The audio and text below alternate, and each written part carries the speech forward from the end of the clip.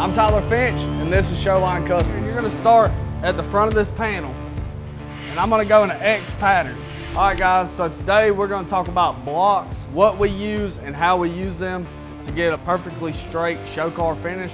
So I've got the master set of linear blocks. That's what I prefer to use over anything else. I use some Durablocks on some fine body lines and stuff like that, but I will not use a Durablock on a flat surface trying to cut it straight. They're not as hard on the bottom and they're not gonna cut as flat as something like these linear blocks will. So if you can see right here, you know, how sharp and straight I've got this body line. Anytime I have any like curved spaces or, you know, something along like this, I'm gonna come in here and I'm gonna hit this first and I'm gonna get this straight, and then I'm gonna come back in here and block this to smooth out where I have already went in here and straightened this line up. Now I've already ripped this thing down with 80 grit, so we're in the fine tune stage of things before we reprime it. If you look here, you can see these scratches.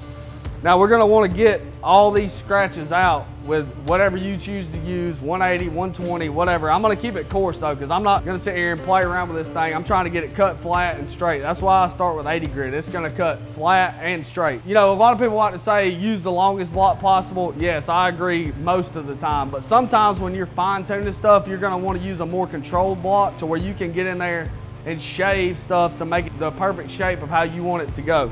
We're gonna start with this. Now this is a flex block. You're not gonna want to use it on something that's completely flat. They have no flex and semi-flex for that. I don't know if you can see, but this fender has a roll to it right here. You're gonna come in here and you're gonna start at the front of this panel, and I'm gonna go in an X pattern, just like this. Now when I get down here, this changes shape, so I'm gonna wanna switch blocks right here. You're not gonna wanna block the whole car with one block. I might use 10 or 15 different blocks on this car. So I'm gonna stop right here, and I'm gonna come back this way. I'm gonna get all this good.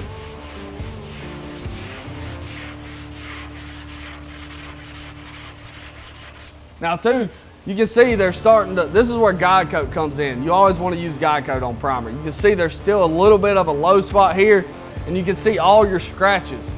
You want to get all these scratches out, and I'm not going to sit here and bear down to get in this low spot. I'm going to block this whole section and bring all of this down to get this out. That way you're not digging out another dent or making a wave or anything like that.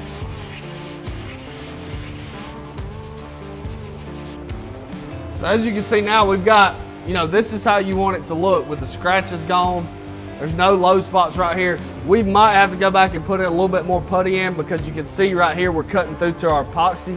You don't want to cut through to your epoxy. That's just like hitting body filler through primer. When you start seeing that, that's when you want to stop. And if you still have a low spot, you want to go back and fill it up and re-prime it.